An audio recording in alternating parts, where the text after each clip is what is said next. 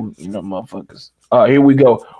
What's good, YouTube? It is your boy Big Cool coming to you from Colossal Sports TV, and I'm back with Yeah, another yeah. live stream. I got my niggas with me. I got my boy from Ohio, Bakari.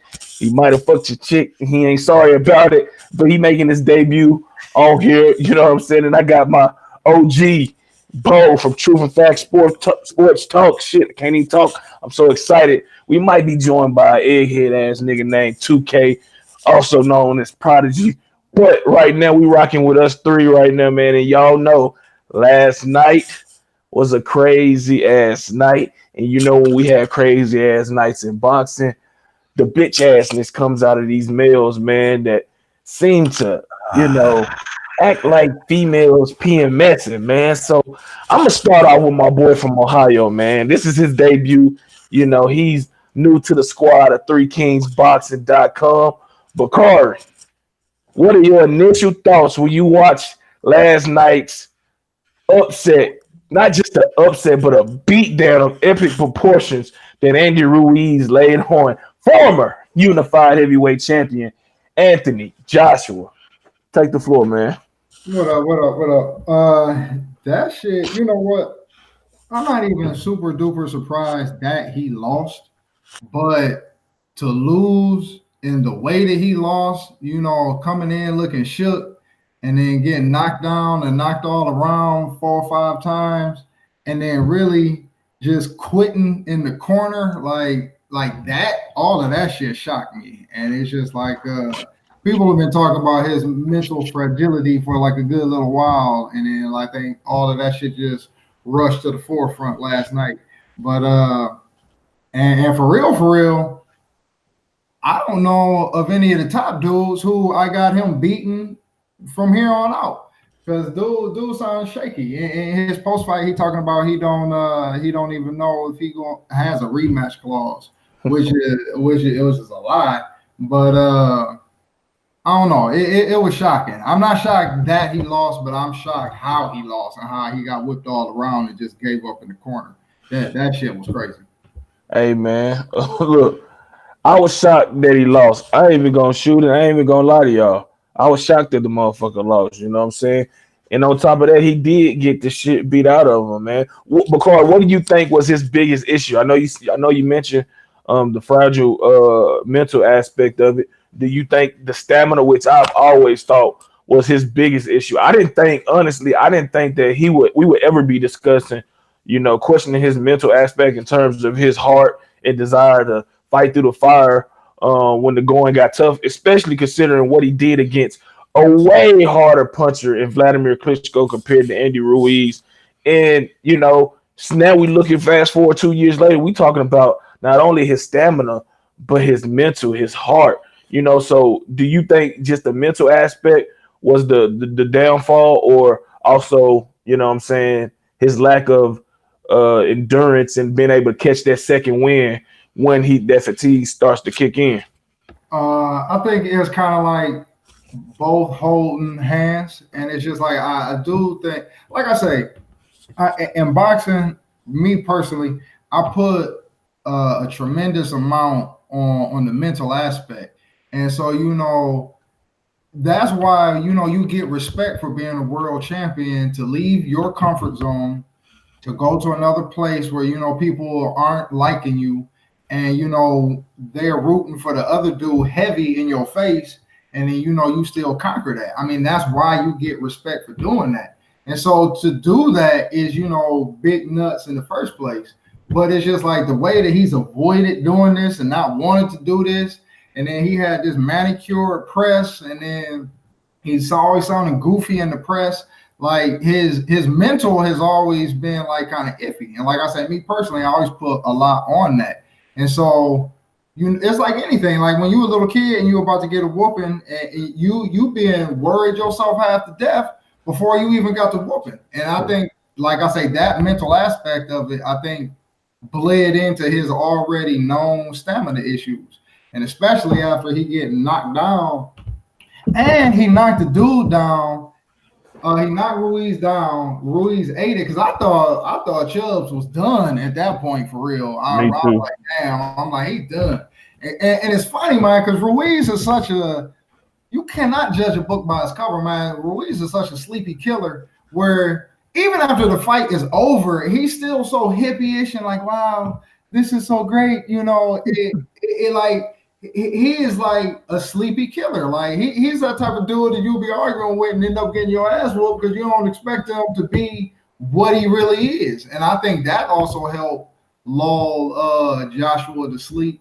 But like ultimately, first and foremost, I'm gonna say I think it was like I don't want to say that Joshua was beat almost before he got to the ring, but people was just really writing Ruiz off, and it's just like I didn't like watching some of his fights going into this how still he kept his head because I thought that Joshua got a real good jab and that might fuck with him, but other than that, I'm like, this dude is pretty good. He got some fast ass hands, and he's more or less pretty durable. And so I did not think that Joshua was just going to tear through him.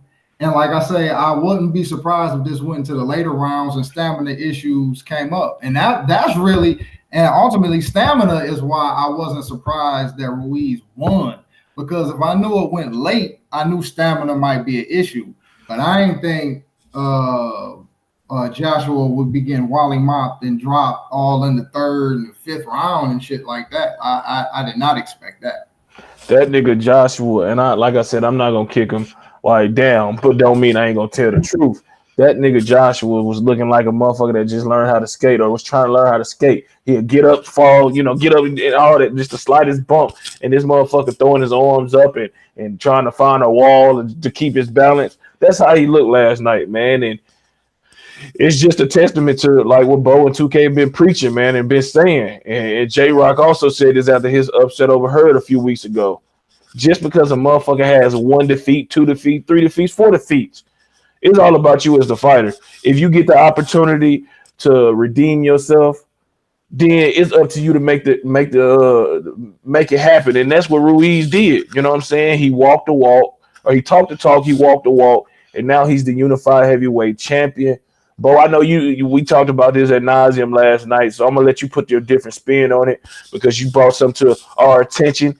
You ran across a couple better males that are acting like straight bitches due to their super fighter getting his ass beat last night. So put your spin on it and talk about what you've been seeing on Facebook and Google. I mean, in YouTube.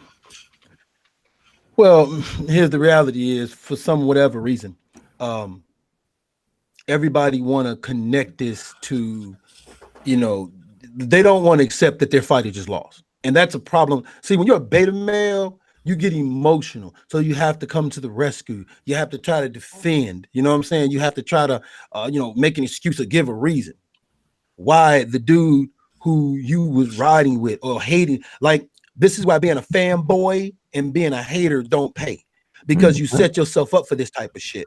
And it really does, right? When you dick riding and you hating so hard, or well, you set yourself up for this. At the end of the day, what we saw Saturday has nothing to do with Wilder contract. It has nothing to do with none of that shit, guys. None of that shit. It has nothing to do with Wilder announcing he gonna fight Ortiz, then him announcing Tyson. It has nothing to do with him turning out $100 million contract. It has nothing. What we saw Saturday has nothing to do with nobody whose name is not Anthony Joshua and Andy fucking Ruiz. Okay, that's the main reality of some shit. That's like, for example, if you go to work, right, and you fuck up on your job, right? Mm-hmm. What happened at your house prior to work has nothing to do with your fuck up at work. Your job will tell you so. Your job will let you know. That has nothing to. My wife wouldn't give me no pussy. That's got nothing to do with you fucking up $100 million contract. That's good. Oh, you know what? Well, me and my son got into it, and this motherfucker said I hate you. Okay, that has nothing to do with you fucking opening up emails from your personal email account and putting a virus in the company computer. That has nothing to do with that. Exactly. You know what I'm saying? Like that has nothing to do with it. So stop with that shit, right? Because I'm gonna say it again. Even if Wilder would have took the $100 million contract, the Joshua fight was at the end of that contract. It was 20 million for Brazili, 20 million for another fight, then Joshua, then possible rematch, right? So that means that he would not have been in there Saturday night, even if he'd signed the fucking contract. Okay, he would not have been in there Saturday night, even if he would have signed the contract. But if you really like, just to, you know, I guess to keep it a buck, hell, even going into this Ruiz fight, Eddie Hearns was presenting possibilities for Joshua's next fight. So that was like, okay, they weren't even looking to concern themselves with Wilder. Now we can go back and forth about Wilder saying this and all that.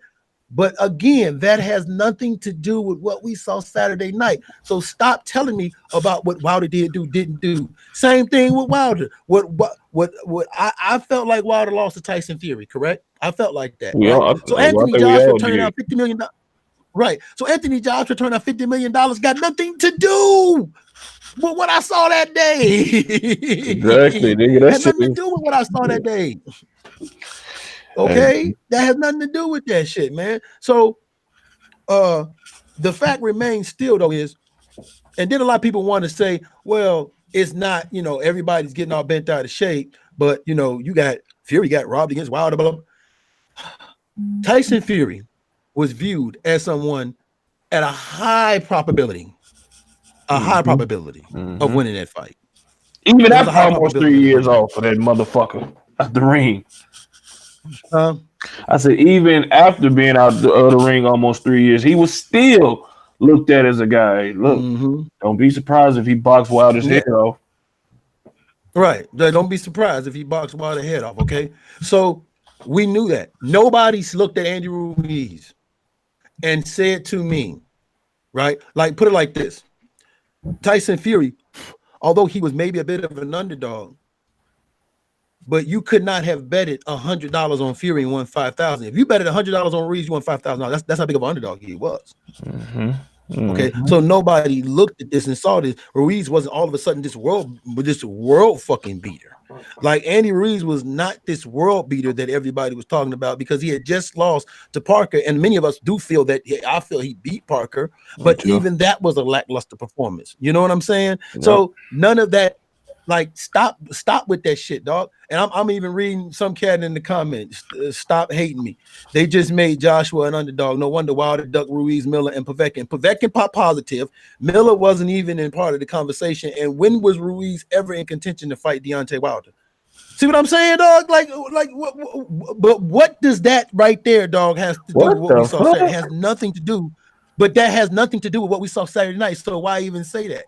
Anthony Joshua got in the ring, and to my man Bakari's point, I saw Anthony Joshua that from a mental standpoint was not right. It was not the same Joshua that fought Dylan White. It was not the same Joshua that fought Klitschko. It was not the same Joshua that fought Carlos Takam or Povetkin. It was not the same Joshua mentally. It was not the same Joshua mentally. Okay, for whatever reason, the pressure of performing here in the U.S. was just too much for him on that day, and that's the reality everybody got to understand. The pressure got to him. That's the reason why he had the mental issue. That's the reason why Joshua was sucking air at the beginning. I think around the third or fourth round, he was sucking air.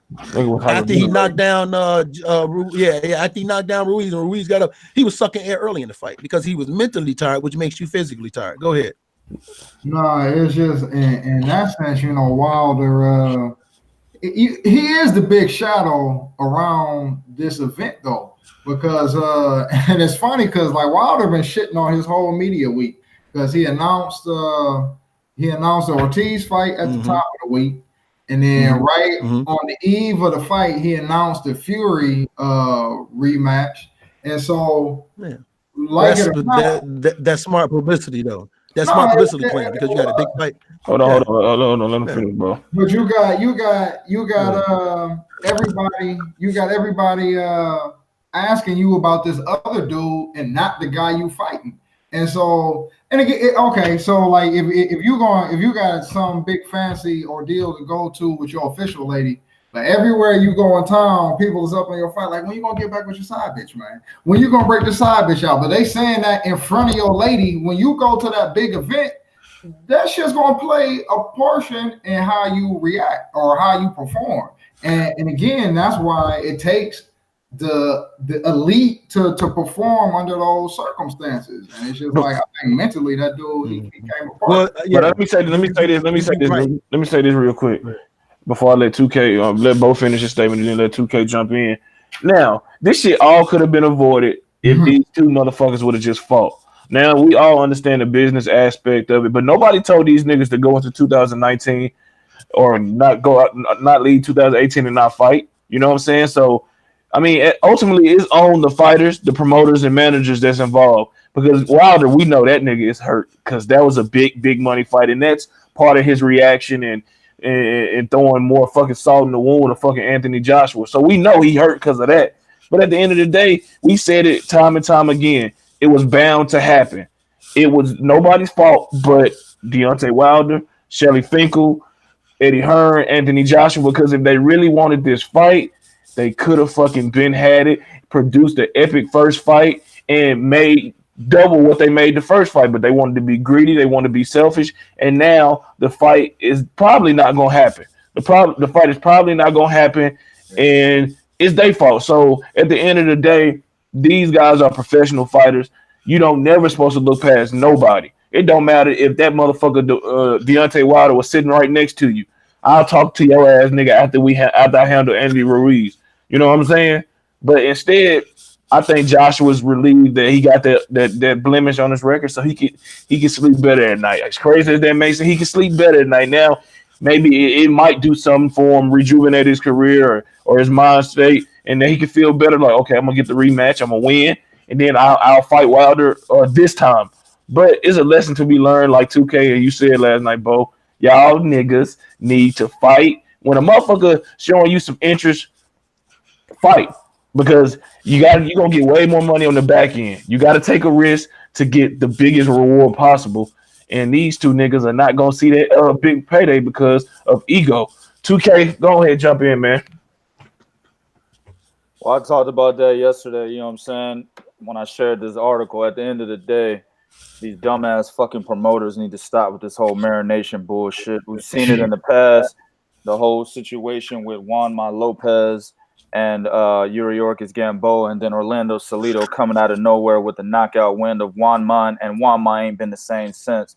You got the nigga over there fighting other fighters, trainers and shit now. That's where he's been relegated to. You know what I'm saying? So at the end of the day, when you try to sit there and say, oh, you know, this fight will happen in 2072, you know what I'm saying?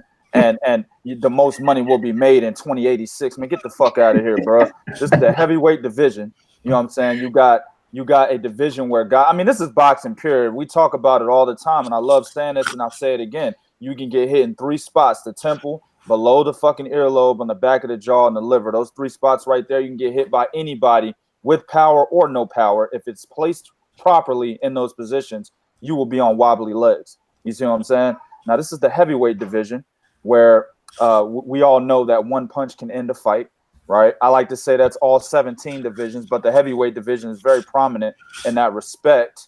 That's very understood in that division. And you're sitting there trying to marinate a fight between 2 limited-ass fighters.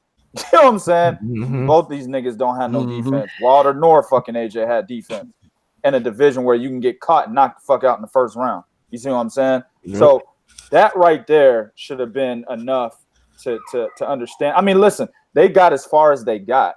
When Joshua beat Povetkin and Wilder got a draw with Tyson Fury, they should have made the fight. Exactly. That was there, especially on Wilder's side. That was an inclination right there. Like, oh shit, nigga, that right there, we just dodged the bullet. Let's go. You know what I'm saying? We just dodged the bullet because Wilder lost that fight. So we need to go ahead and get this money.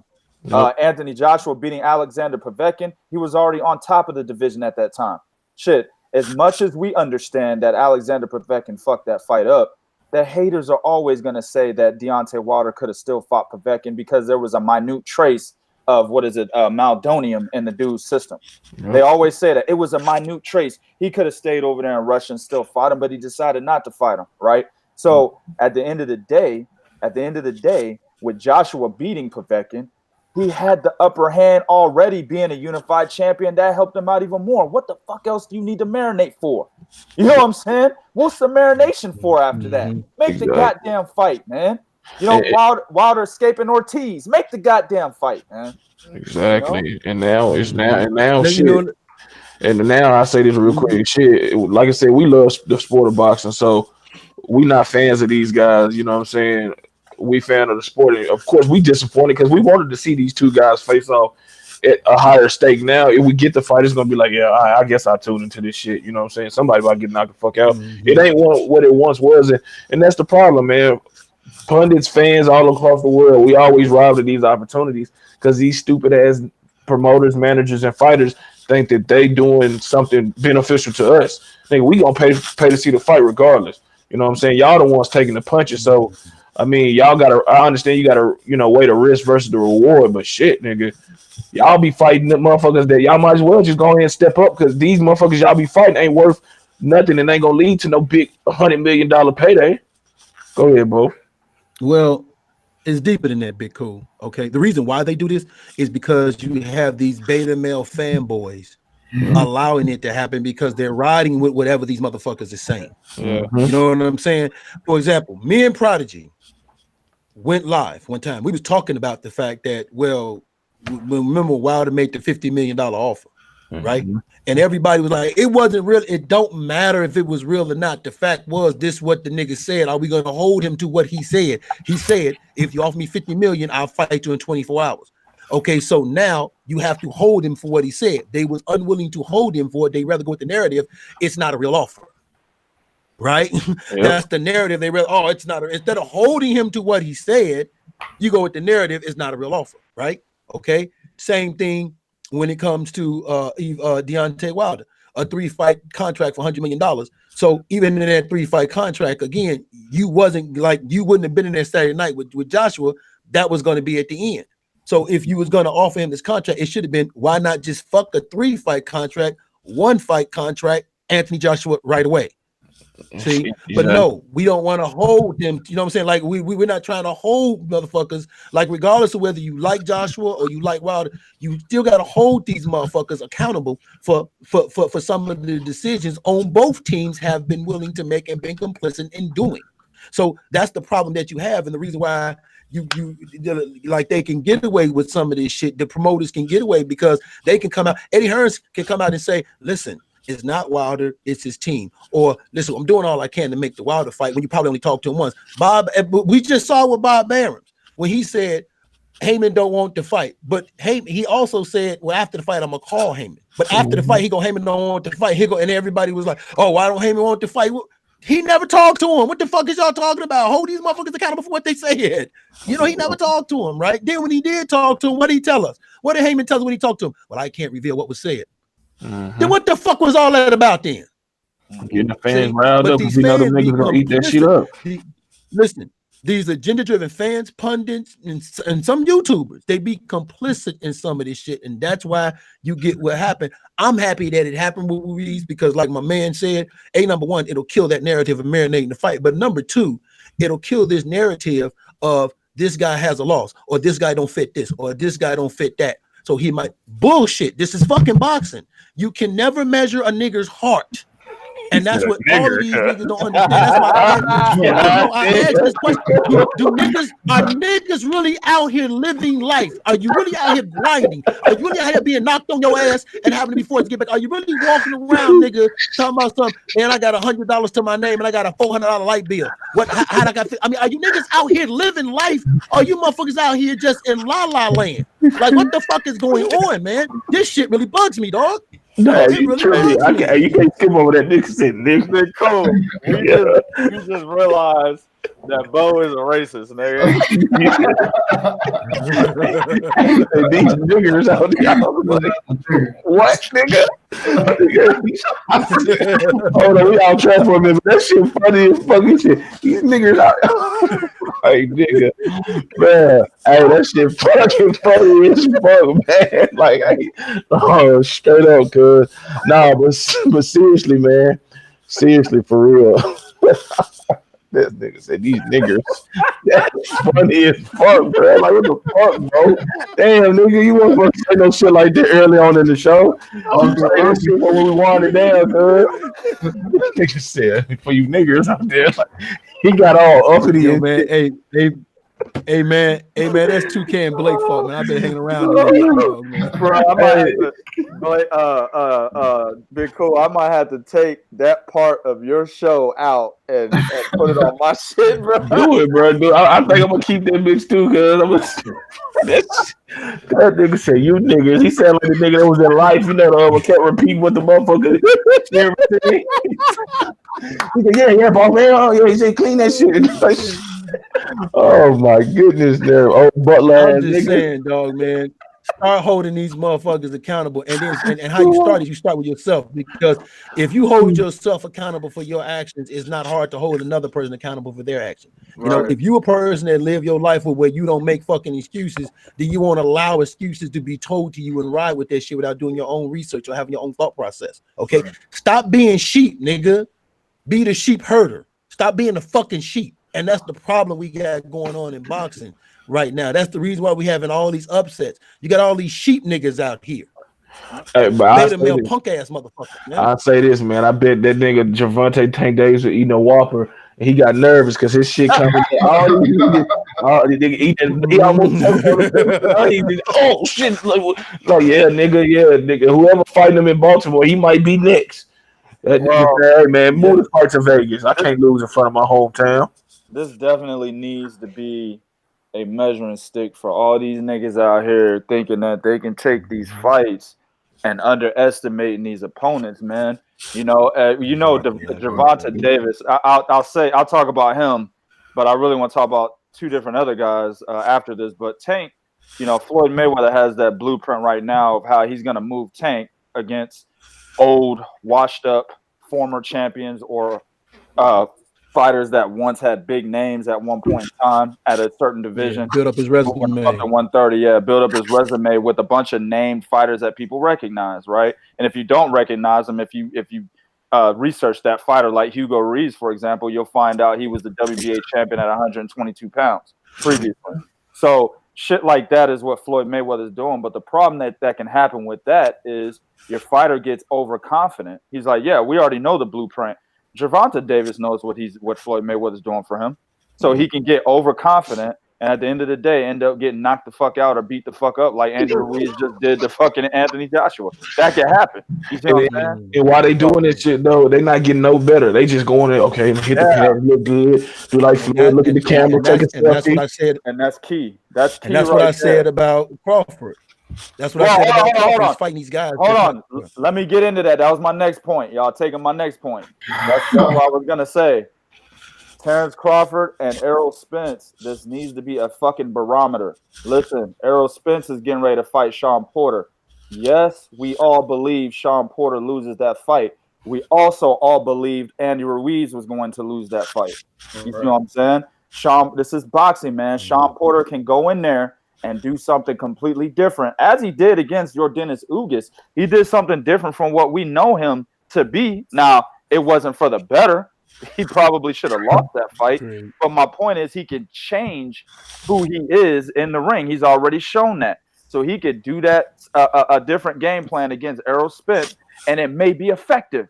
Errol Spence fucks around and loses to Sean Porter, well, then it's no longer a fight with Terrence Crawford, just like Joshua and Wilder's no longer a fucking fight. Hey, we gonna start looking now. You know how I used to call you 2K when we talking about? I'm like, what you think about that Fury? Well, then now I'm had to call. Hey, you think Tom Schwartz got a chance? You know what I'm saying, nigga? What you see? Yeah. He's like, now you got to start breaking down that shit. Other than this, the nigga gonna get blown out. Because that's an example that Andy Ruiz, man, he opened a lot of niggas' eyes. It's like, shit, man, I can't say nothing is a foregone conclusion. I'm telling you, bro, when this motherfucking, Alexander Gvozdyk versus Bobo Jones, nigga, we gotta look at Bobo Jones. Damn, that nigga might win, bro. That nigga Bobo Jones is dangerous. That nigga used to fuck. To jump back with the marination, and y'all can say if y'all feel differently, but I think in modern times this marination shit came from Floyd and Pacquiao. Yes. But if you go back and look at it, it's like them motherfuckers didn't really do that on purpose. Like at first they had real issues, and then it just drug out. And then by the time we had to fight, most felt that it was too late, to be as good as it could have been anyway. Well, so it's kind of like a letdown. And so like even the original example of letting shit marinate, that shit wasn't no good situation. And so it's like, why are you still repeating that shit? Well, and look, there was jumping into that losing shit, like and that's another part of it too. Like one thing about MMA that I do like is like their people can lose, but their fans will still respect them so long as they still fighting killers. And so I think boxing need to get back toward that too. But that's that. Well, marination has been happening throughout boxing history, man. Remember Aaron Pryor and Sugar Ray Leonard were trying to marinate their fight, and then it just fell off the map. Eventually, what I'm saying? Fighting heaven, So, that shit just ended up falling off the map. Actually, what really fucked it up was Sugar Ray Leonard's detached retina. That's really what fucked it up. But at the end of the day, there's always been a lot of fights that were going to be marinated. Now, in terms of Floyd Mayweather, Manny Pacquiao, I agree to an extent that there were real situations that were causing that fight to be, postponed as long as it was. But at the end of the day, Floyd Mayweather was the one that came out that he didn't believe that Manny Pacquiao was legitimately skipping up these weights.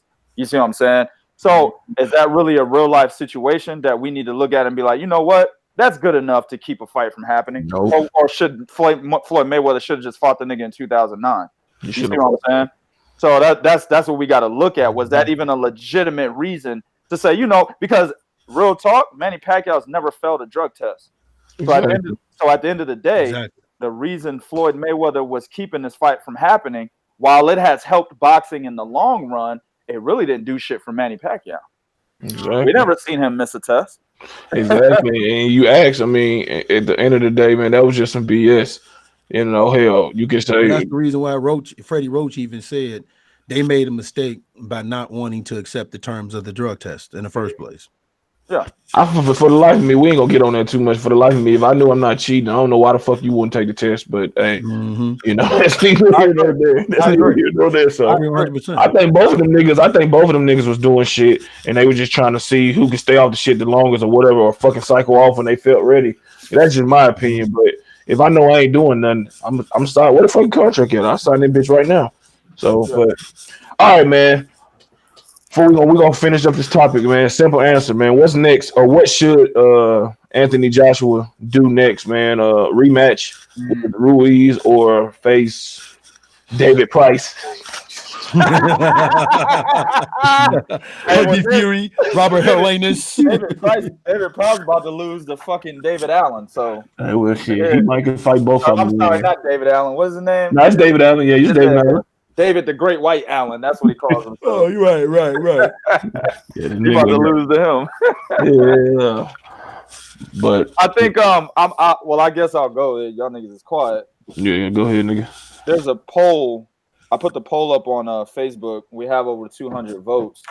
And as of right, we put it up less than an hour ago. It already has 200 votes.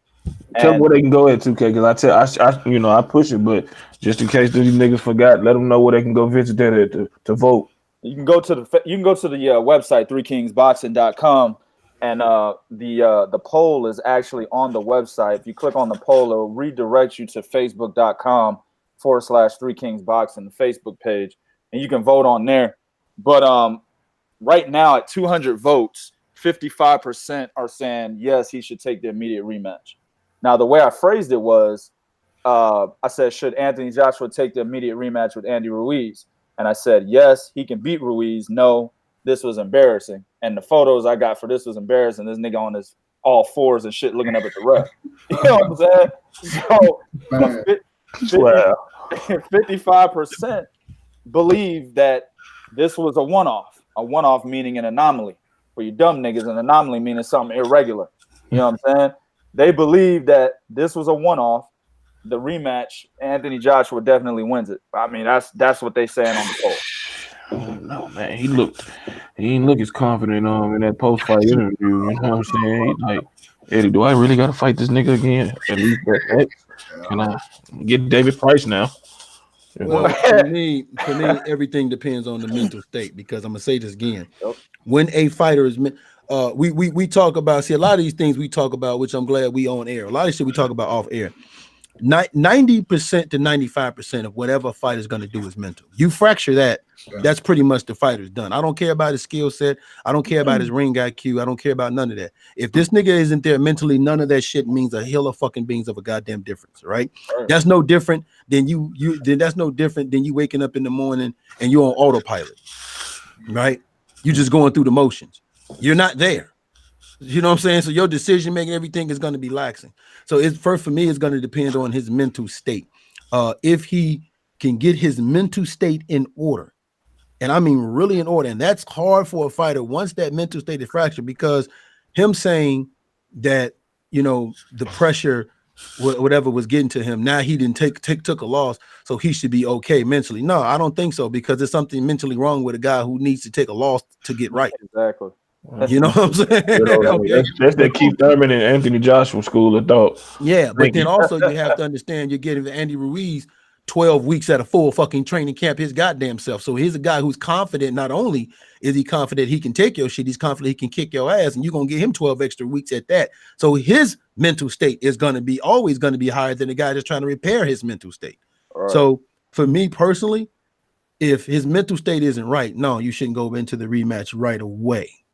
Right, but I can understand why they would want to, because you just lost 3 belts. If you don't fight him now, there's a possibility Heyman will probably be like, "Oh, you're not gonna fight him? Well, this is what I'm finna do," and make some moves. And like I said, probably make some moves with him to where he do wind up fighting Deontay Wilder. And now you had a huge disadvantage, because now this guy got all the belts. He can really pretty much say, "Fuck you, I ain't got to fight you now." Yeah. So they don't want to be on the outside looking in. I hear y'all, but I mean, look, this is his career at the end of the day. If he want to still remain relevant and really be, you know what I'm saying, looked at as a guy that can really bounce back like a Lennox Lewis did and like previous others, I think he should take on a guy like Derek Chisora, you know what I'm saying, to, you know, see if he really got it. Because, you know, Chisora ain't the best guy, but one thing he is that he's tough, you know what I'm saying, he's going to come to fight, and he going to push Joshua, you know what I'm saying, physically and mentally. So I think he should fight him first if he can't get David Price, who gonna get knocked out, or David Allen, hell, and see where he at then. Then if the opportunity presents itself for a rematch with Andy Ruiz, then he go there. But it ain't no need to rush and take another loss, man. Look what David Price did early in his career. He went back and fought Tony Thompson, and that nigga, good point, and that nigga just was ruined. You know what I'm saying? So it ain't no need to rush, because it's gonna play out how it's gonna play out. But if he ain't confident, like you said, he needs to steer clear of Andy Ruiz, because he's been embarrassed by a guy that he shouldn't have been, you know, embarrassed by. So I think. Shit, look at what they did with Pacquiao after Marquez. That was the greatest comeback run I ever seen. You fought Algieri, feather-fisted Timothy Bradley, and motherfucking Vargas. But you know, I'm serious. I feel you. But the difference between Pacquiao and AJ is Pacquiao ain't never been mentally, his mental ain't never been questioned. You know what I'm saying? He is who he is. I mean, he got knocked out by after that Marquez knockout, it was. That's when you start going to God and all of that shit. But ain't nobody up until then, nobody was like, well, you know, I'm worried about, you know, Pacquiao, you know what I'm saying? And then he was already, Marquez is just as great, you know, skill wise, if not greater than Pacquiao. You know what I'm saying? So I'm not. What I'm referring to is the run that he went back on to get his confidence back. Exactly. So I think it ain't no need to rush it. I mean, look, man, AJ is a good fighter. He's a former unified heavyweight champion. It ain't no need to rush and then slip up again. Because if you slip up again, nigga, you might as well join Devin Alexander, join Lamont Peterson, take your ass. Because you can't have too much slip ups at heavyweight, nigga, because shit get real dangerous. You got them concussive punches coming up, Daniel Dubois, you got Flip Horgovich, you got Joyce, you got Wilder, you got Ortiz still out there, Yoka. So I mean, he got to tread carefully in his decision. Did Devin Alexander retire? No, he should. I don't know. No way, bro. You got knocked out in the 6th round, man. You need dropped to 3 times. Get out of boxing, bro. Get But out. he got to say, man, his mental, like it's been said, like I'm on his mental, and I think he need on paper, bravado. They for his career, technically, they need to, throw him in there with Ruiz in a rematch. But like in reality, realistically, like I think that boy's head is blown up, and so they need to put him in there. I would say almost with soft touch. Because even like a Chisora like that to me, Oh, that's worse. That's worse. That's what I'm saying. Because like that dude is rugged, and he gonna come in there looking like a monster, trying to eat his neck off. He will, but it's still one. It's still a. I mean, he don't need a super soft touch, man, because he don't need nobody that's gonna give him some false hope. He needs somebody that's gonna push him. No, but Terrell, you have to understand. Whoever he fights next is going to be looking to feel that they're going to feel like he's mentally fractured. They're going to be looking to jump on him to see what he got. Bro, his chin might not just be that good. I think he should take the immediate rematch, and if they have it in the UK. And listen, Eddie Hearn said they're taking it back to the UK. Yeah. Andy Ruiz has already said that he would fight him in the UK for honoring coming to the United States and giving him the shot. So Andy Ruiz is on board for going. Now, of course, before negotiations take place and before this rematch is signed, sealed, and delivered, anything could happen. People can get in Andy Ruiz's ear. Al Heyman could get in his ear. Other management, other people on his team could get in his ear. And then he could be like, you know what? Fuck that. I'm not going to the UK. You know what I'm saying? I got to Mexico. Yeah, exactly. We're going to have this motherfucker. Yeah. Go to Santa Cruz and shit. I ain't even from Tijuana, but we're going to have it there. You know what I'm saying? Like big juice and shit like that. You know what I'm saying? So I mean, he's the dude now. But as of now, he's saying he'll go over there. If they have the fight in the UK, I believe Anthony Joshua defeats Andy Ruiz in the UK. The reason why is because I will put money on Anthony Joshua's mindset, his mental status being discombobulated, so to speak, because of the fact that he was making his American debut against a guy that he didn't know what was going to bring in the fucking ring. He was homesick. I told you guys when the goddamn Jarrell Miller fight was announced that Jarrell Miller has a very good chance to beat Anthony Joshua. I said this. You know what I'm saying? I felt Jarrell Miller was going to beat Anthony Joshua because Joshua was giving way too much up in terms of fighting Jarrell Miller in his hometown, right, against a guy who fucking thrives off of motivation from his home crowd, from fans who think that he's just some fat burger eating ass nigga. You know what I'm saying? He gets motivated off of that and he rises his game. Now we figured out that he rises the game because the nigga takes PCP, heroin, cocaine, steroids, all that shit. You know what I'm saying? He takes a whole goddamn white girl. Yeah.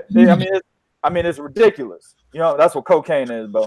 But yeah, I know. It's ridiculous. You know what I'm saying? So he takes all that shit, and that's how he gets his game to rise to a certain level. We know that now. But before that, I was telling you guys he was going to beat him. Now, here's the deal.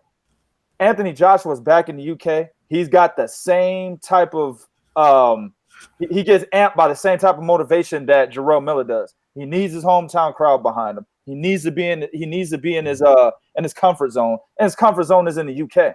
If that fight is in the UK, Anthony Joshua gets his belts back. I truly believe that. But see, now one thing about that though, like last night, a bunch of them UK fans. It's one thing. It's better if he got knocked out. It's better to get knocked out than to quit. That boy quit. It's not enough. UK fans is not gonna let him off the hook for that. I'm gonna tell you something, man.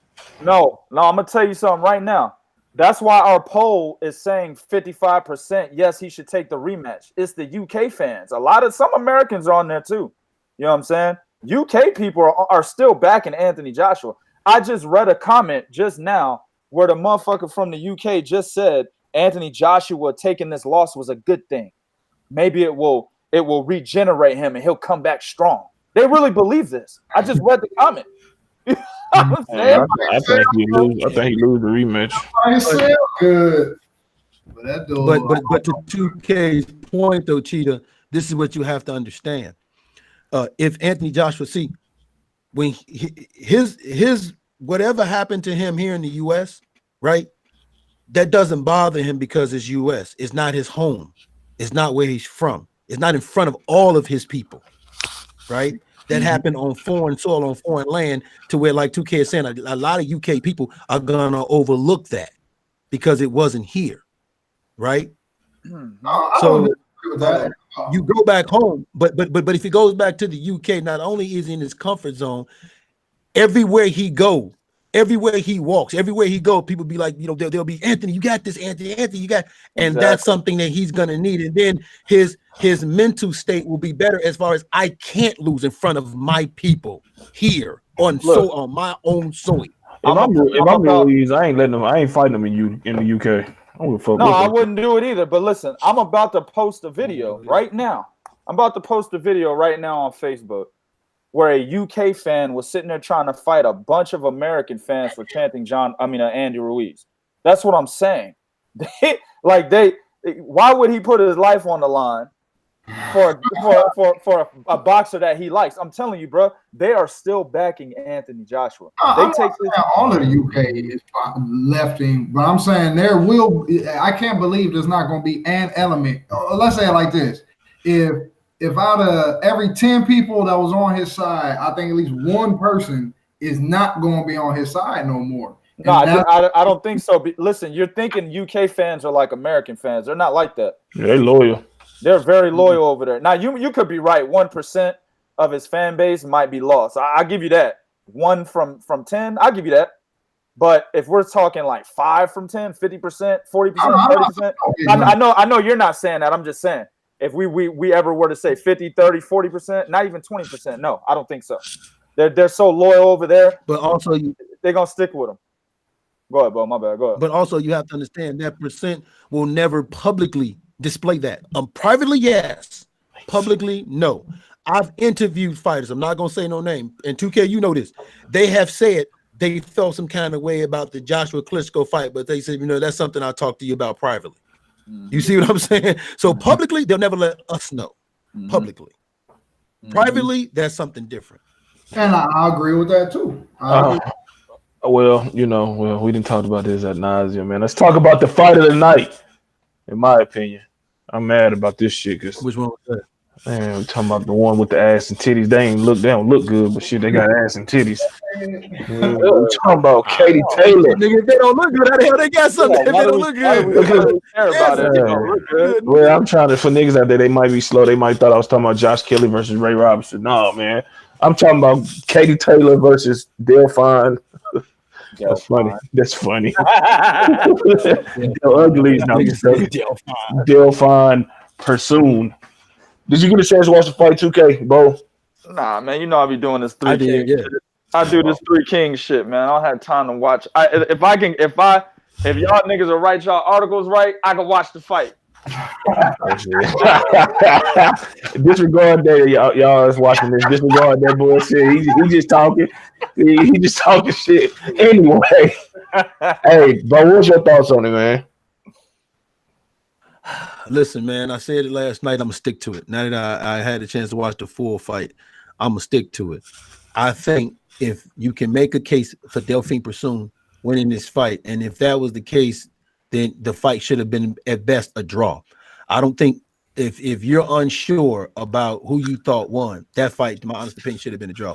Katie Taylor, she got lured into a slugfest. Delfine Persoon kind of surprised Taylor. She was really coming. Her footwork was better than I've ever seen it. She was cutting off the ring when Taylor was trying to box. She had Taylor up against the ropes. She was throwing lots of combinations. Now there was time she got wild, but the same thing with Katie Taylor. Every time Katie Taylor was getting wild. Delfine Persoon, in my honest opinion, did enough for me to say, hey man, I felt she won that fight. Right. But if it's a situation where you're not sure, then you should at best give it draw, because she was all on Katie Taylor. She was all up in her chest. Like, she turned it into the type of fight she needed, which was, she didn't keep it a boxing match. She turned it into a kind of a slugfest, and she lured Katie Taylor into that. She lured her into a slugfest. So when you have a fighter that majority of the fight is showing the ring generalship, because one fight is backing up, the majority of her game plan is going. Okay, she has a fighter up against the rope. She has a fighter doing things that she normally don't do, and she's drawing her into her type of fight. Then you have to look at that and say, man, that fighter may have won the fight. Now, I'll give KT all the credit in the world. She didn't back down, and she got down and dirty with it when she had to. But it just wasn't the type of fight that she needed, for me, in my opinion, for me to say she won that fight. I got two problems with this fight. Other than I thought it wasn't a robbery, but I do think Delfine won by 2 rounds. But I got a problem with this. If you're a championship bout, right? Why the fuck they don't have 12 rounds in women's boxing? 2K, but one of y'all probably be able to explain that to me. You know what I'm saying? It's they've always had 10 rounds, 10 2-minute rounds in women's boxing throughout the history of the sport for championship bouts. Now, my thing is, if they're pushing for this equality shit, it needs to be 12 rounds, 3 minutes. Exactly. Because at the end of that round, in round 10, Bo, tell me if I'm lying. Delfine Persoon had her hurt, had Katie Taylor hurt. And I was thinking myself, if she had one more minute, I don't think Katie Taylor would have made it out that round. Now that's just me. I don't think she would have made it out that round. She was hurt. She lit her ass up. I saw that. Yeah, I saw that. She heard it in round 4. She heard it in round 4. Yeah, but she really was hurt in round 10. It was like, as soon as she was like, shit. There's a lot of things, man. Like if it was 12 3-minute rounds like it should be, Clarissa Shields may have stopped Christina Hammer. You know what I'm saying? I mean, it's really limiting women's boxing by making it the way it is. I don't see why it's not 12 rounds, 3-minute round. I don't understand. Exactly. Because you're saying get in the head for a few minutes less than men is gonna do something different in terms of severity of energy. No, they still hit each other in the head. So I mean, it is 2019, man. If these motherfucker he-she's can be racing with women and whatever the fuck, these women could be fighting each other for 12 rounds, 3 minutes, because it leaves a lot to be desired in these fights, man. Because you can be watching one of them fights and like, damn, and the bell ring, you're like, damn, it's already over. And it's like, damn, what if an extra minute is? So that's my two problems. But I mean, it was a close fight. It's hurting women's boxing as far as this aspect too, is not only from respect level, but people taking it serious, because like my man said, it's only 3 minutes, it's only 2-minute rounds. So it's like, how can I take this seriously when on the men's side they're doing 3 minutes? So it's very hard to take it seriously, and it's hurting women boxing before that. So if you want people to take it seriously or people to engage more, then you got to make it 3 minutes. Basically 2 minutes. Hell, if I get them to go to the bathroom, motherfucker, I didn't miss the round. Exactly. You know what I'm saying? Exactly, bro. And that's what it was, man. Because that was a very good fight last night. It was the fight of the night in terms of competitiveness and everything. And Delfine was hitting. Go ahead. She was hitting Delfine with everything, and Delfine was taking that shit. Like, she couldn't budge this chick. Delfine, she was hitting her with everything, even the kitchen goddamn sink. And because matter of fact, I think it was the 9th round, she hit Delfine so hard, and Delfine stood up, and Katie stood there like, what the fuck? She what the fuck? Smiled. That's it, bitch. That's it, ho. I'm from Belgium. What you doing? What's your thoughts on it, Bakar? Like I said, I'm not super mad at a draw, and so if anything's kind of like drawish, I can't call it a robbery if you give it to one or the other. But I do think that meth head looking broad pulled it out, and it was just like again, this is 2 times now that Katie Taylor has like kind of come apart dealing with pressure fighters. And if a chick stay in her face and eat her power, she really ain't got no plan super B. And it's just like she do a lot, and she really ain't got too much of no inside game, because it seems like majority of what she do is hold on the inside, try to move, and then hit you with some power shots or some combos, and then keep it moving. But like I say, when you dealing with a meth head's last pack of cigarettes, like they gonna keep coming, that's what happened. So like that's why I gave it to that Belgian meth head.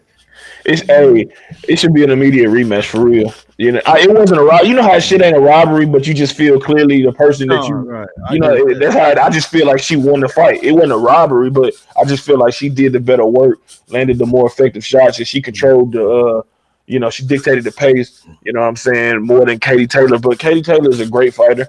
This is not the shit on her. She had her moments. You know, no, I ain't talking to your point. Not to your point, Bakari. Just motherfuckers watching might think we just kind of, shitting on her. But no, I just think that, Delfine, or Delfine, whatever the fuck that motherfucker name is, I think that they should run it back immediately. You know what I'm saying? Because it was a very good fight. This is the thing, man. This is Well, the thing. I People, hold on, Bo. This is the thing I want people to understand is that Delfine, you got me saying Delfine. Delphine Persoon is a masterclass fighter as a female boxer, man. We tried to tell people this. She's won 34 straight fights since losing in November of 2010, man. She is a masterclass boxer. She is an elite fighter in the lightweight. She's an elite fighter in boxing. I remember I did a women's pound for pound list 3 years ago, and I put it on my channel. I had Delphine Persoon at number 4, I believe. You know what I'm saying? Niggas like, who the fuck is Delphine Persoon? And I broke it down for them 3 years ago. You know what I'm saying? So she's always been on the radar. People just don't watch women's boxing. They get too caught up in who's popular. Katie Taylor is extremely popular because, one, she's from Ireland. She's one of the faces of Ireland. Conor McGregor backs her and publicly. She runs. Probably too. No, he. It was a joke. Yeah, no. I thought you said publicly too. But no. Yeah, you're right. You know what I'm saying? Fucking. She runs with Eddie Hearn. Eddie Hearn starts the DAZN venture. DAZN's got a whole bunch of eyes and attention on it, and she's one of the faces of it. So, yeah, she's got a hell of a lot of popularity. That's why she's known right now, right? And she was, of course, a great amateur, gold medalist in 2012 Olympics. She's got a lot of fucking attention on her, bro. But this is why people need to stop riding the wave. Pay attention to the fucking sport, man. You know what I'm saying? We told you on my channel that Delphine Persoon is an elite fighter, and this is going to be a difficult fight for Katie Taylor. To me, honestly, I don't think Katie Taylor is any worse than she ever was. I still think she's one of the best fighters in the sport.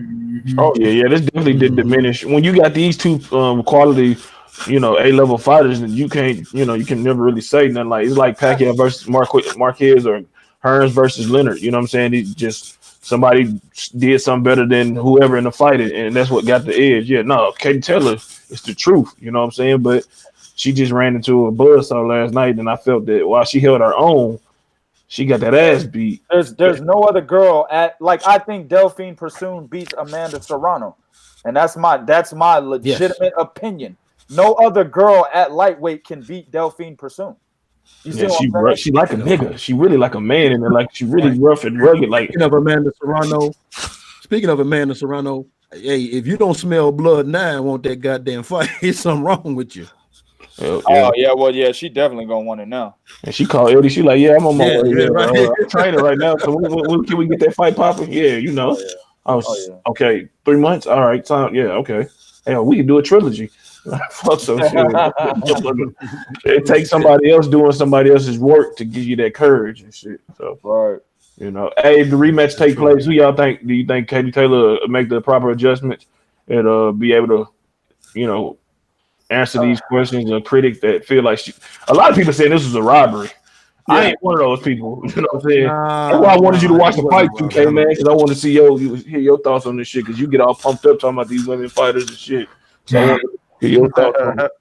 Yeah, a lot of people. I was on Twitter. I just had to curse a nigga out maybe a couple hours ago on Twitter because the headline I put was that Katie Taylor becomes the third ever female undisputed champion in boxing history, and I said, but it was a fight that could have been given to Delphine Persoon.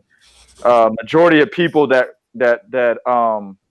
reacted to that were basically saying, "Shit, Katie Taylor got ass whooped." One of the comments on Facebook was Katie Taylor got ass whooped. There was one guy that jumped on there and said, could have given it to Persoon, said something like, have some self-respect. I said, what the fuck are you talking about, bro? Katie Taylor won by majority decision, which means the fight was close enough to where it could have gone to Persoon. What the fuck are you talking about? If a fight if not only did she win by majority decision, but the goddamn 2 scorecards that were in her favor were only by 1 round. You know what I'm saying? So it was as close it was right. It was as close as it gets under a split decision. So what the fuck are you talking about? could have definitely gone to Persoon. But other than that, the majority out there, bro, what I'm seeing is that a lot of people are saying Katie Taylor got her ass whooped, man. And I think a rematch, just given how Katie Taylor fights, what she has to do to beat Delfine Persoon, I think it goes the same way. And the same thing could happen at the end of the fight. Katie Taylor gets another close decision win. Katie Taylor didn't look confident after, when she was being interviewed. I don't think she want to go down that road again. Like, I ain't questioning her heart or nothing like that, but just off of what the body language and, her tone of voice, she was like, I think I won. Yeah, I don't think she really believed that. And like I said, some motherfuckers just rough and rugged. And then you got actual skills that makes it damn near impossible to defeat you. You know what I'm saying? No matter how great you are, some styles just, are all wrong for you. And I think that Persoon, she just physically strong. She got great stamina, great heart, great chin. And she just kept coming and kept coming and kept coming. And Taylor didn't like that shit, man, because she was clinching every chance she could. Lee Sparkle was like, no, stop that, or whatever the fuck the lady name was, and so that's what you did against McCaskill. Huh? And when McCaskill kept getting close to her, that's what she kept doing. Like when pressure fighters be all up on her, she don't like that shit, and she'll hold with no shame. Yeah, like we hugging, baby. But nah, I think I think the rematch. Well, I'm kind of torn here because the reality is in that rematch you got a champion, a former champion, Delfine Persoon, who feel like she didn't lose, right? So going into the rematch, she might think, hey, all I got to do is the same thing, and not look to do whatever a little bit extra because shit, I didn't lose, so all I got to do is the same thing. So the Prodigy point, I could still see Katie Taylor winning that way because Delfine Persoon goes in thinking, man, I felt like I won that fight. So I'm just gonna go ahead and do the exact same thing I did last time. That's what fucking go ahead. But she could also just say, fuck it, I need to do more. You know what I'm saying? It could be the opposite, and she do more. That means more ass. Yeah, she could. But normally, when a fighter feels like, man, I didn't lose that fight, just like with Charlo going to Harris, I don't feel like I lost that fight. Then that tells me during training camp, you didn't try to do nothing different because you felt like you didn't lose the fight. So why change anything? And then when you really lose it, you know what I'm saying? Then when you really lose it, you're like, oh shit, I should have did something different then. Yeah, right. That's what I'm saying. So I could see this results being the same from that aspect right there, but I think that I don't see Katie Taylor wanting to do an immediate rematch because, like you said, it was such a brutal fight that really weighed on her physically. So she might want to be like, no, I'm going to chill for a minute, take a light touch. Then maybe y'all could talk to me about a rematch. Like I rematched Cindy Serrano. Yeah. I think from I don't doubt her confidence or nothing like that. But again, I'm going to just keep harping on. I think it's a bad style matchup when it comes to these type of fighters. I don't think it's so much that she lacks the heart or she lacks the intelligence, but I think she just it's like a kung fu movie. Like she didn't ran across a style she can't fuck with, and she's gonna have to go learn a new technique or two to deal with that type of style. And I don't see her learning new technique in one training camp. And so I wouldn't necessarily take an immediate rematch, but again, it's not out of fear or lack of confidence. It's just she needs I need to add something. I need to add some seasoning. Yeah. You know what I'm saying? But you also gotta understand, and we talked about this on the show with Prodigy. She went up against a woman whose ring IQ is equal, maybe not better than hers, with the skill set and some punching power. So that that's what we were saying. This was never an easy walk in the park fight for Katie Taylor, all period. No. Because you're talking about a woman who can adjust just like you can adjust in real time. Just at the same speed you can too, maybe faster. So that plays a huge part in, because I agree with Prodigy. There's nobody else. Hell, there's nobody else in that division that beats Delfine Persoon. Hell, let alone gives her that big of a fucking problem to where we talking about, like nobody right now.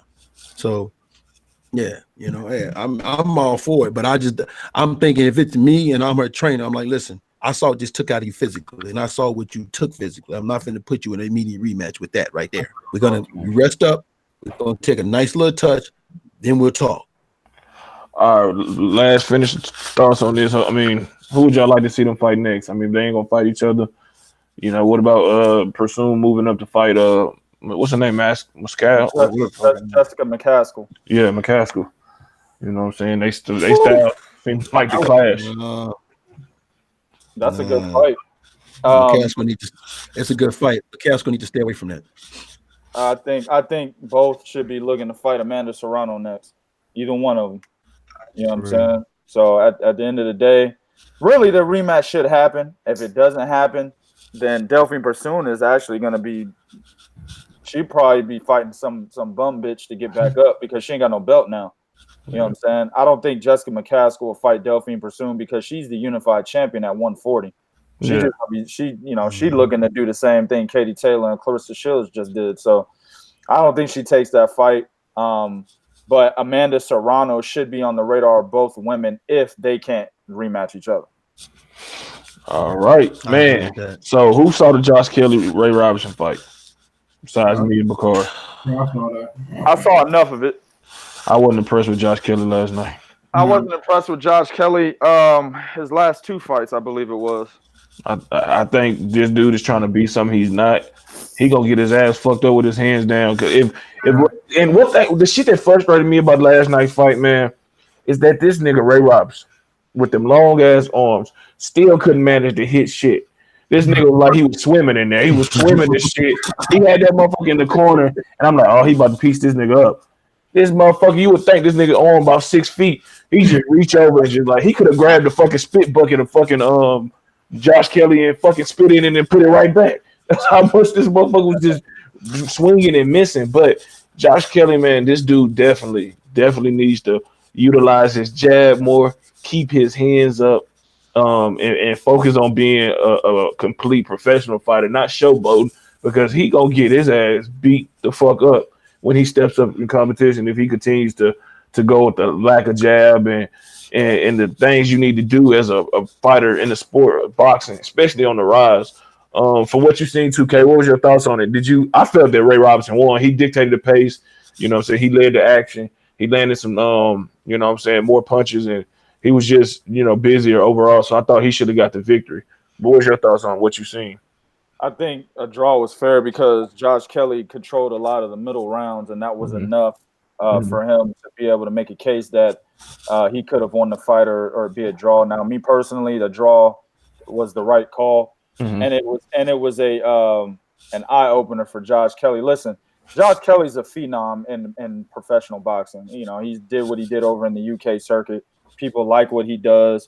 He looks good in the ring doing what he does and shit, stopping motherfuckers in the process. But as an amateur, Katz was beating up Josh Kelly. You know what I'm saying? I'm trying to remember who it was, Bo. It was actually two guys that are professional now. I can't think of who it is. UK fans, if they ever hear this, let me know. I can't remember who it was. I used to know this by heart. But they were beating up on Josh Kelly, two particular guys.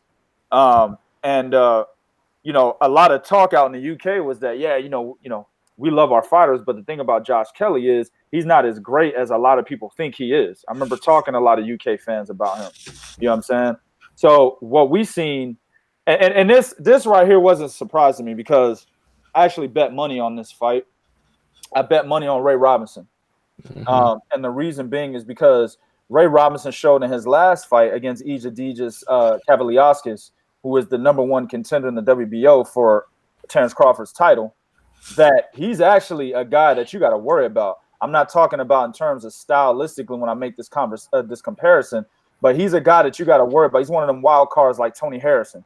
If you get in the ring with Tony Harrison thinking that you just going to beat this nigga, well, then ask Jermell Charlo how that shit turns out. You know what I'm saying? That's what Ray Robinson is right now, welterweight. If you think you just going to jump in the ring against Ray Robinson and whoop his ass, well, shit, you can ask Kavaliauskas and Kelly if that shit is really what it is, if everything is sweet. Didn't he beat Ugas too? Ray Robinson? Or did he lose? No, he got knocked out by Ugas. He got knocked out. Ugas only lost to Amir Imam.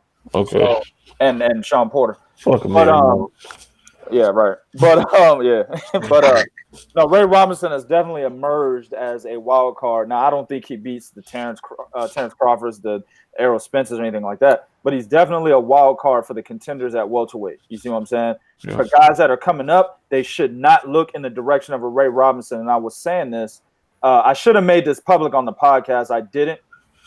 I was actually talking to my wife and other people about this privately, that Ray Robinson is going to give Josh Kelly a hell of a fight. So when they called this a draw, it wasn't a surprise to me. It was exactly what I expected. But the thing is with Josh Kelly, you hit the nail on the head. I can't stand the fact that he does too much showboating. Keep your hands down. Your defense, your reflexes aren't good enough, bro. You fight D and F level fighters. Yeah, I mean, nigga, my reflexes are the shit against F level fighters, nigga.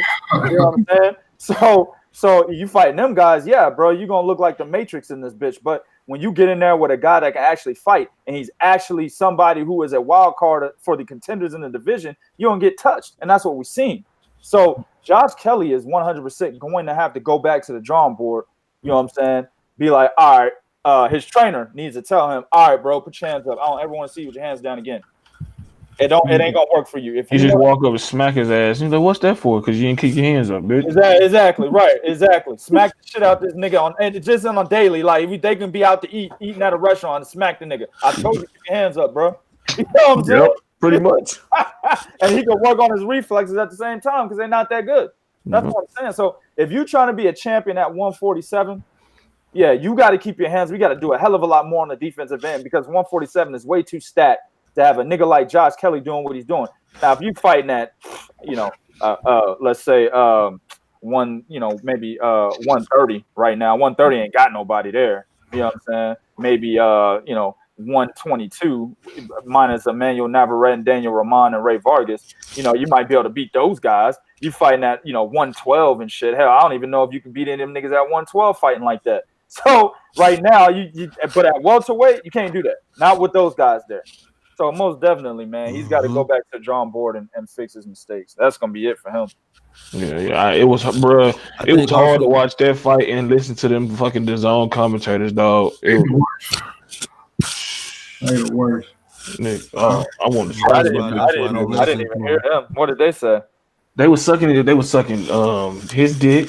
They were sucking Joshua's dick. They were sucking Callum Smith's dick. They got money in these. They got money into these fighters. Sure, I mean Sergio Mora was doing it, and then Sergio Mora had the nerve to compare himself to somebody talking about some Josh Kelly reminds him of you. Bro, he does that every fucking broadcast. He compared himself to Sugar Ray Leonard one time, man. He does that every fucking broadcast, bro. And then they was what pissed me off was the Delfine, the whatever the fuck the bitch name is. What's her name, man? Delfine, man. The Delfine Persoon Katie Taylor fight. They was just not giving it took a while for them to start giving credit to Delfine. I was like, damn, what is they watching?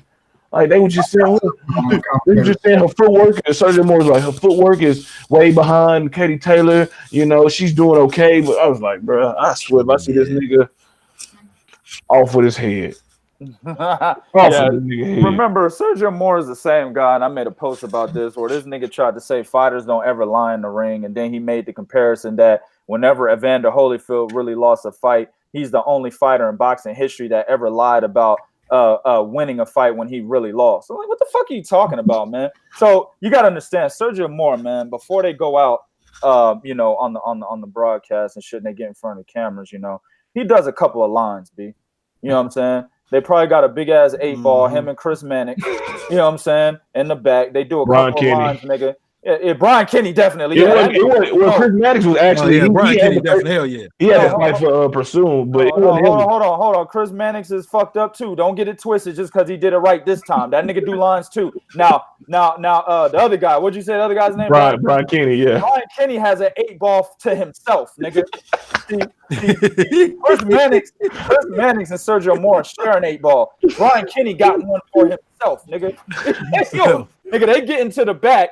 There's a big ass 8-ball sitting on the table, and they say Brian Kenny in the front. The other one say fucking Moore and Mannix. You know what I'm saying? Real talk, nigga. That nigga's always laced up. Always. Well, he was like, Callum Smith, the super middleweight champion of the world. And he's the best.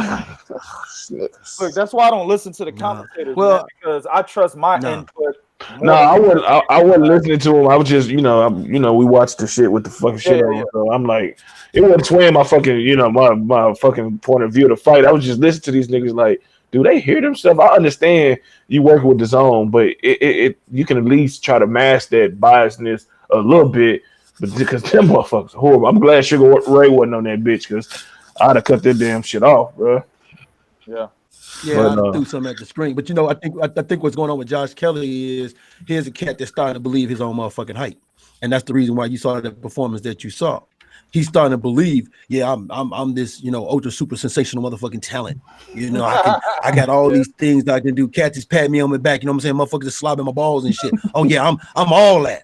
You know what I'm saying? I'm all that. You know what I'm saying? 9 fights in, I'm a WBA international welterweight champion and shit. Oh, nigga, I'm all that. You know what I'm saying? And you can tell that from round one the way he came out. He came out as if he was totally unfucking aware of what his opponent ability was for him to do.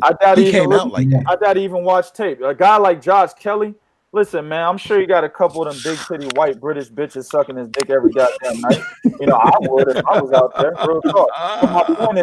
But my point is, I'm sure he watched zero tape, bro, on Ray Robinson because he's like, oh, this nigga ain't never been a champion. Nobody really talks about this nigga. They put him in front of me because I'm supposed to walk through this guy. Listen, a guy like Josh Kelly, he listens to his management team and says, oh, I know why you're putting this guy in front of me because I'm supposed to walk through him. I'm in my prospect stages right now. That's easy work. If you tell me I got to fight a guy, I know it's easy work. That's his mindset right now. So you're absolutely right. He ain't watching no tape. Bro, hey, look, the first thing he did, bro. The first thing he did. Wait a minute. Not only did he hold on. Wait a minute. Go ahead. Not only did he not watch tape, I'll guarantee you he's one of them dudes that feels like, oh, well, the guy he had to draw with, that nigga's whack, and then the guy that knocked him out, shit, that nigga's whack. So this is nothing for me. Because he's one of them dudes, like he'll look at the nigga resume and he'll see like a Brady Prescott and Edwin, Palacios. Oh, them niggas whack. These niggas whack. But okay, you're saying that, but you're not watching the fights to realize, these were quality wins for a guy like Ray Robinson to build him to fight a motherfucker like you. And that's what you're not looking at. You're just looking at names and you're looking at, oh, this nigga whack, that nigga, oh man, that nigga, he had a draw with that nigga whack. I ain't think that much of him. And then Ugas knock him out. Well, Ugas just lost to Porter, so that nigga's whack. Like that's this nigga's mindset. So you went in there and you got more than you got more than what you bargained for. Hence the reason why that fight was announced to draw. That nigga just stood there looking up at the sun, like, damn, that motherfucker's better than I thought, Yeah. And the first thing this nigga did, when the bell Ray Robinson was coming forward, and this nigga went back to the ropes and put his hand down, immediately started that showboat shit. I was like, this nigga right here got some nerve, boy. I said, dude, he came out with that fucking walk that a lot of them European cats come out with their hands down, leaning all off to the side and shit, semi Floyd Mayweather. I'm like, what the fuck is he doing, man? Ray Robinson came out like, yo, I'm finna get in your ass, boy. Ray Robinson came out like, yo, I'm finna get in your ass, boy. If you do the showboat, no, man, you gotta put some leather on it too. And that was really my problem. Like, I don't necessarily like all that showboating stuff, but if you're going to do it and be touching somebody up, then it's like whatever. But he was acting like he wanted to get some style points or something like that. Like, this is the amateurs or some shit. Yeah, like just because I got this punch like that, he was acting like the crowd was just supposed to be, standing up and doing all this crazy stuff. And it's that's just the height. That's what I'm saying, dog. That's that height. The nigga believed his own height. That's that height. Bro, you believe your own height, that's how you are. That fight was not. I mean, it wasn't a bad fight. It could have been better if Kelly fucking asserted himself and applied himself to actually fucking fight like a professional instead of be like a fucking bitch and dancing and shit. But this shit was funny in the post-fight interview because how when a nigga fight a prospect and the interviewer asks him, so how good do you think he could be? When that motherfucker Todd Grisham asked Ray Robinson that shit was funny. He said, I don't know. Shit, I'm just trying to be the best man I can be. I love that shit. I was like, man, I'll be big enough this nigga. I'll be big enough this motherfucker dude. I agree with that. Right, I don't know. I'm trying. I do me. That's what I do me. You know what I'm saying? I felt I won. You know what I'm saying? So pretty much he said he got to do what he got to do to get better. But niggas be one motherfuckers be kissing ass and shit. I love that response. Hey Jarrell, before we end, there's something I want to address. But go ahead. I just want to address something before we end the show. Oh yeah. Well, I'm finished with that topic. Okay. You can go ahead and do it real quick, or you want to do it after the Devin Alexander roast? I mean, recap. Yeah, we could do it after the roast. Yeah. All right. Look, man, I'll be going live every Wednesday and Sunday. So at the end, I'm gonna try to roast somebody. We might roast each other. We might roast a fighter, promoter, whoever it may be. Because us niggas like to joke. You know what I'm saying? I don't know about Bakari so much, but 2K and Bo, we like to crack up. And Devin Alexander, Mr. three-time champion, is what he told me when I interviewed him a few years ago. Got that ass beat down. He got that ass beat down by who? Ivan, what is it, Redicatch or whatever the fuck it is, man. It don't even matter. Nigga got dropped three times. Bro, he got his ass whooped by Ivan Gatekeeper Drago. got beat by a gatekeeper, nigga. That's why. Hold on. Nah, he was the fence watcher, bro. He got his in terms of fucking Devin Alexander, he got his ass whooped by Ivan Drago, nigga. 6 rounds. Ivan Drago, nigga. That's Red Koch's first. That's his name. That nigga pushed his hairline back some more, bro. Like it's a wrap, cuz that nigga just need to go bald and retire because hairline ain't coming back. His glory days ain't coming back. It's a wrap for that nigga. He went down 3 times. Each time got up smiling like, yeah. Do you understand that Ivan Drago came up from 140 for this fight too, bro? He moved up in weight. Yeah, I remember you said it on the podcast. You said, and he coming up in weight. This nigga moved up in weight, dog. Like, it knocked this nigga out, dog. This nigga got beat up by Dolph Lundgren's cousin, nigga. Come on, man.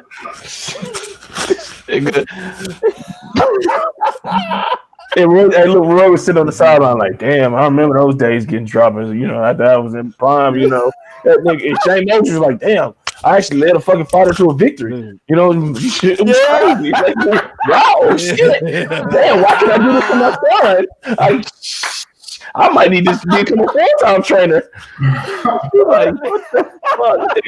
Them niggas was born as fucking a fight. Roy's like, damn, man, he in Pensacola. Like, shit, my hometown and shit. I could be getting some fit crab legs.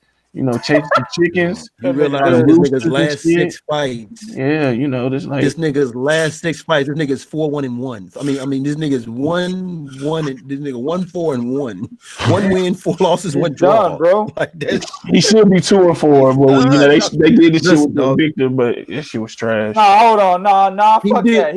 He gave that fighter. He gave that. You talking about Victor Ortiz? Oh, they talking about Andre Berto. No, he lost that shit. Yeah, no, big dog. He did with Ivan Redcash what he did with Amir Khan. He made Ivan Redcash like an A-level fighter. Now I expect Ivan Redcash to be walking around. I'm one of the best in boxing. I keep telling you guys, I'm one of the best in boxing. You can't ignore the fact. I mean, you got Pacquiao, you got Mayweather. I'm one of the best in boxing.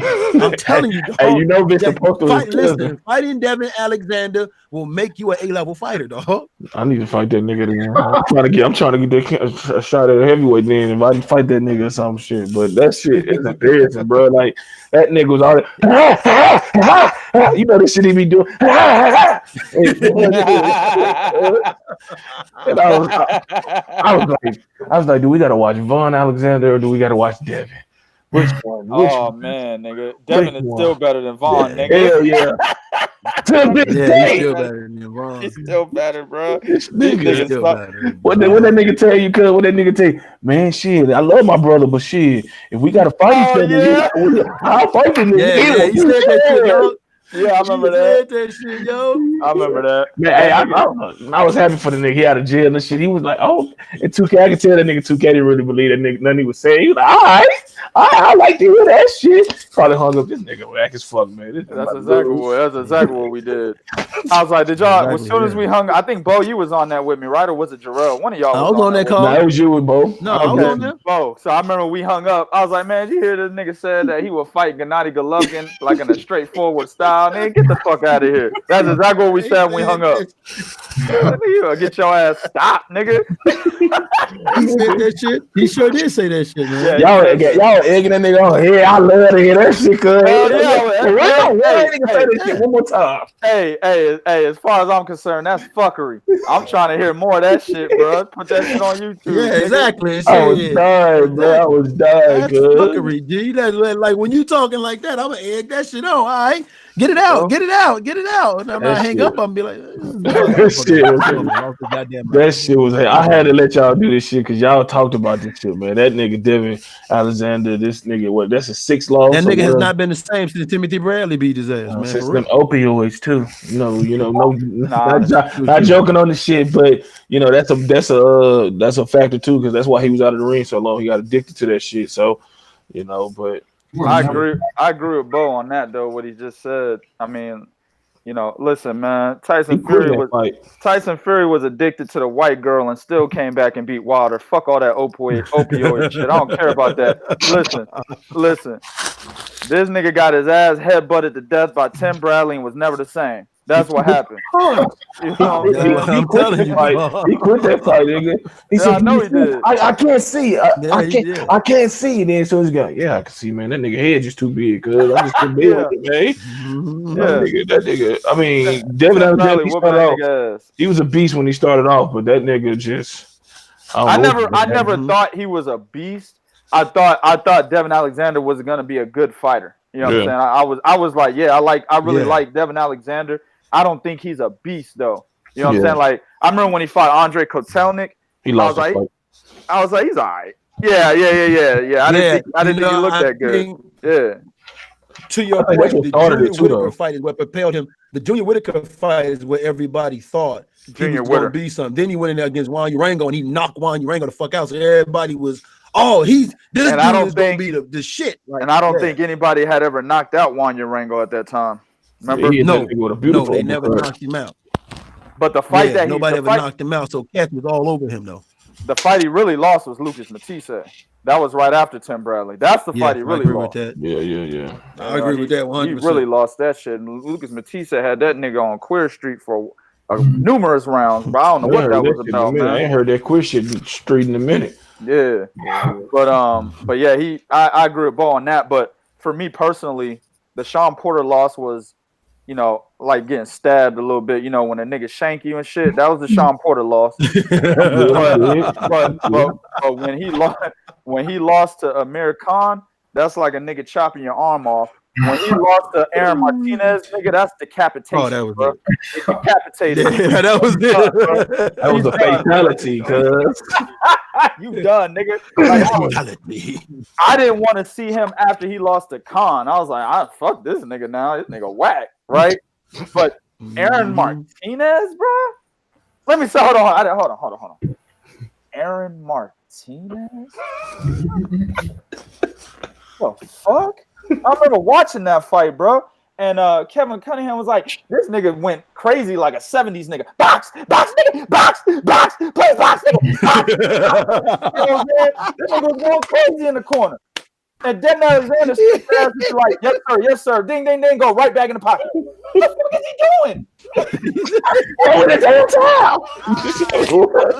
He was box, nigga, box. Hey, bro, I imagine. Look, that's why he fired Kevin Cunningham. You know when this shit with Rocky, when Apollo Creed's trainer was trying to tell him, look, man, you got away with the title. He's all bad for you, man. You know what? I ain't trying to hear that shit. I'm gonna keep taking these fucking L's and shit, man. So, that boy is done. He was over there. He was box. I need y'all two niggas to say it, man. I need to come on so y'all can say the shit y'all be sharing on y'all podcast, man. But y'all in this shit, I don't know what we're gonna do. But Devin Alexander, take that trash out, man. Hey, Bakari, man, how much take you the weigh, trash dog? out? Bakari, how much you weigh, dog? I'm 150. 150, nigga. We're gonna get you ready for Devin Alexander fight, my nigga.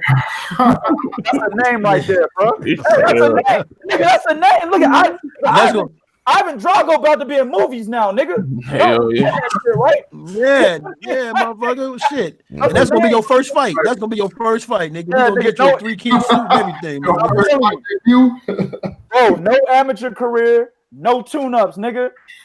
0-0. You don't need Devin Alexander, nigga, on some Julio Cesar Chavez shit. Only difference is Chavez was an elite fighter. So this is easy work. Yeah, man. Shit. Work, man.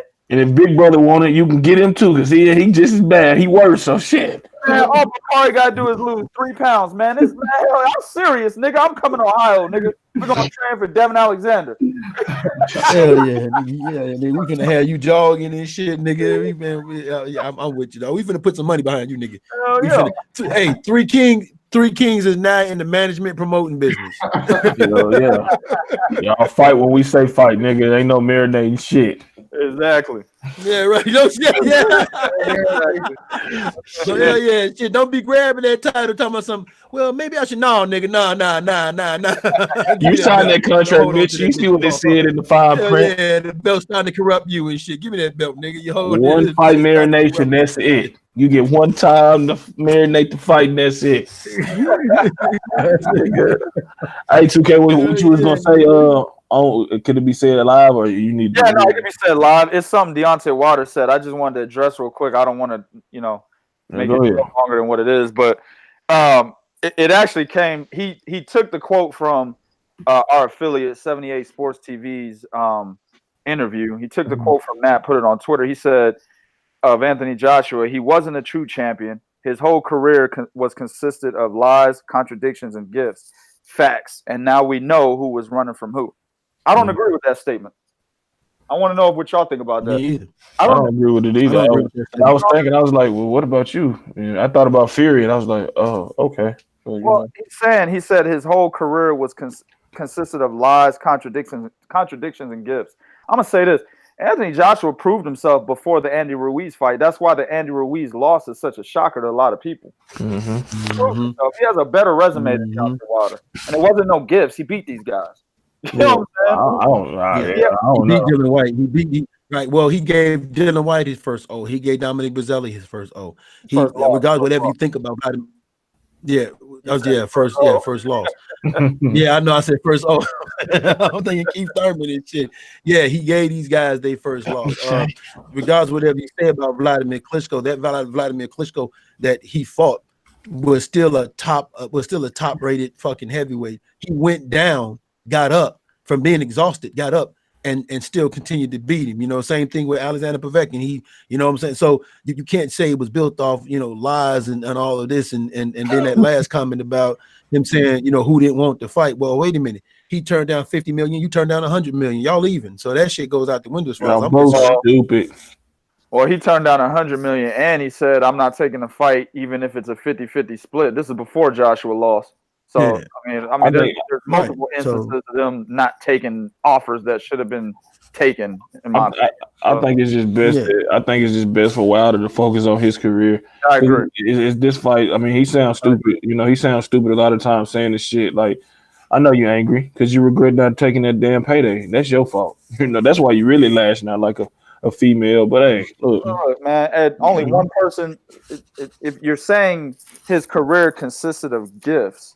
Only one person went the distance with Anthony Joshua, and that's Joseph Parker. And he beat Joseph Parker. I didn't think that was a gift. That was a legitimate win. Look, I ain't gonna say, man, these fanboys be boosting these boxers' head up, man. I know they do. But my thing is he knocked everybody out. How's he getting gifts? Yes, you talking about the gifts. Yeah. People give him pretty much kind of like how you knock everybody out. Yeah, pretty much how Wilder has knocked everybody out, with the exception of Stavern and Fury. But you're the only one that got you're the only one that got the gift. So shit, what is he saying? Yeah, I was just he got a gift. You got to save. That's what I'm saying. He making Alabama niggas look bad, man. I need to call that nigga. I need to have this nigga number. I'll tell the nigga, look, bro. Don't be saying that stupid shit. You making us niggas look bad, bro. Well, you know what? If you're saying that to be the villain, like. Go ahead, Bo. My bad. If he's saying that to be the villain, like my man Prodigy be saying, if he's saying that to be the villain, okay, cool. If that's what you still trying to play that villain role, I bet cool. I want to know at the end of the day, probably do you believe that shit? Though? But my thing, it's one thing in being a villain and then just saying some shit that's not true. I mean, that's just not true. I mean, he can still be like, yeah, I still want to catch that body or whatever the fuck he's saying. That's okay, but he's saying that tweet was just we just broke it down. There was no facts at all in that damn tweet he put out. So that's what I'm saying. Like, that's part of being a villain. The villain ain't trying to use facts. Well, no, villains do tell the truth. It's not even about telling the truth either. It's just playing a villain doesn't mean you got to be a truth teller or a liar. You just out there in these motherfucking streets talking shit. That's it. Now the thing is with Wilder, as I said before, he sticks his foot in his mouth too many goddamn times. And this is another instance. You know what I'm saying? He really needs a PR dude, man. He needs listen, before he tweets, he needs to send this motherfucker off to get edited, much like how y'all write articles and myself or Red will edit it. This is what Deontay Wilder need to do before he tweets anything, before he does anything on Instagram, before he does anything on Facebook. He need to send that shit to a PR person, let them niggas edit it, send it back to him, and then he post it. You know Shout out to my Muslims, bomb squad. Dude, right. Think about this. Think about this. Look at what Tyson Fury said, and look at how like after Tyson Fury tweet, it was a bunch of motherfuckers. Oh, this is why I love this dude. This is why I love. Like it was niggas pumping up Tyson Fury. Like, man, motherfucker, you didn't even like this nigga before. Mm-hmm. You know, you didn't like the nigga for because of that. Because like you said, he's with Top Rank. Top Rank and Golden Boy got one of the best PR teams I've ever seen in my motherfucking life, dog. They tell you, whoa, stop, pause. Let me see that. Yeah, all right, go ahead. But in terms of this, like, in terms of Fury, I think that's just Fury. Fury bipolar as fuck.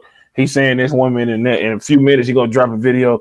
Your bloody boot, those are your bum. You this and that. Yes, but he would not attack this motherfucker's resume like that to that degree. At that point, Fury plays the villain the right way. That's what villains are, bipolar, nigga. That's exactly what they do. Yeah, Fury's not going to go out there and say Joshua fought a bunch of bums. Why? Because he's got one of those bums he will be calling on his resume that made him rise to prominence, and that's Vladimir Klitschko. So he would never say Joshua fought a bunch of bums. You see what I'm saying? Now, here's the deal. When you're playing the villain, what Anthony Joshua was doing, what Tyson Fury is doing exactly how you play the villain. You just go out there, you talk a whole bunch of shit. You know what I'm saying? I'll fuck him up. He don't want to fight me. You know, I'm the lineal champion, even though this nigga ain't awarded no belt for lineal status.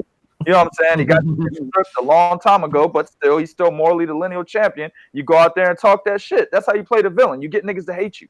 You don't say dumb shit that people can go fact check and come back to you and be like, hey, not necessarily. Look at this, and look at that, and look at this. And it's all there. You know what I'm saying? You don't want that to happen. Because then niggas gonna think you a fraud.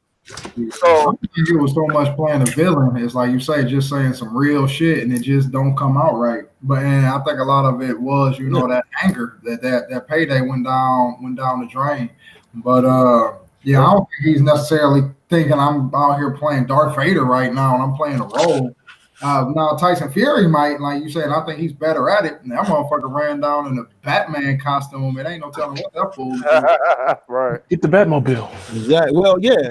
And then again, it goes back to something like me and Prodigy always talk about. You're doing something that's really not your character. So you don't understand how, how to do that. Because look, man, at the end of the day, regardless of whatever any of us say, right? Like I said, I say this all the time. Even if he would have signed the contract, he wouldn't have been in that ring with Joshua Saturday night. So him being upset about losing the money is not still going. If Joshua comes back, win the title, maybe go on another, big good 2-fight knockout spree, bam, there y'all go. Y'all can fight again. 2021. But, right. But you can't say what Wilder is saying when cats can look at you and go, well, you just turned down $100 million contract. You just said even if they give you what you want, you're not gonna fight them to 2020. So it's pretty much one of those. Hey man, why are you even talking?